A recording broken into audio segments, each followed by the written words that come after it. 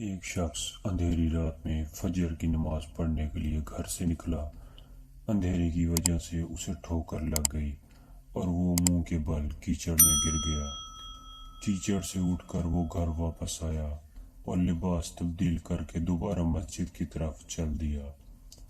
ابھی چند قدم ہی چلا تھا کہ دوبارہ اسے ٹھوکر لگی اور وہ دوبارہ کیچڑ میں گر گیا۔ کیچڑ سے اٹھ کر وہ پھر دوبارہ اپنے گھر گیا، لباس بدلا اور مسجد جانے کے لیے دوبارہ گھر سے نکلا۔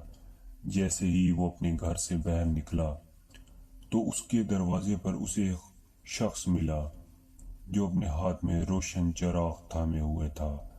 چراغ والا شخص چپ چاپ نمازی کے آگے مسجد کی طرف چل دیا۔ اس مرتبہ چراغ کی روشنی میں نمازی کو مسجد پہنچانے میں کسی دشواری کا سامنا نہیں کرنا پڑا۔ وہ خیریت سے مسجد پہنچ گیا۔ مسجد کے دروازے پر پہنچ کر چراغ والا شخص رک گیا۔ نمازی اسے چھوڑ کر مسجد داخل ہو گیا اور نماز ادا کرنے لگا۔ نماز سے فارغ ہو کر وہ مسجد کے باہر آیا تو وہ چراغ والا شخص اس کا انتظار کر رہا تھا تاکہ اس نمازی کو چراغ کی روشنی میں گھر چھوڑ کر آئے۔ جب نمازی گھر پہنچ گیا تو نمازی نے اجنبی شخص سے پوچھا، آپ کون ہیں؟ اجنبی بولا، سچ بتاؤں تو میں ابلیس ہوں۔ نمازی کی تو حیرت کی انتہا نہ رہی۔ اس اجنبی کی یہ بات سن کر نمازی سوچنے لگا، ابلیس شیطان کیسے مجھے مسجد تک چھوڑ سکتا ہے؟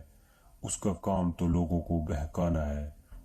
تو اس شخص نے بڑی حیرت کے ساتھ ابلیس سے پوچھا، تجھے تو میری نماز رہ جانے پہ خوش ہونا چاہیے تھا، مگر تم تو چراغ کی روشنی میں مجھے مسجد تک چھوڑنے آئے۔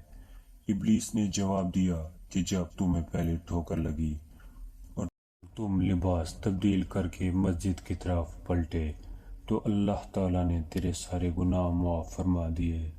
جب تمہاری دوسری ٹھوکر لگی تو اللہ تعالیٰ نے تمہارے پورے خاندان کو بخش دیا، جس پر مجھے فکر ہوئی کہ اگر اب تمہیں ٹھوکر لگی تو اللہ تعالیٰ کہیں تمہارے اس عمل کی بدولت تمہارے سارے گناہوں کی مغفرت نہ فرما دے۔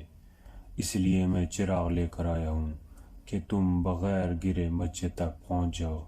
اس شخص نے جیسے ہی یہ بات سنی تو اس نے اللہ تعالیٰ کی بارگاہ میں اپنا سر جھکا کر اللہ کا شکر ادا کیا۔ تو دوستو، یہ ہے ہمارے رب کی شان۔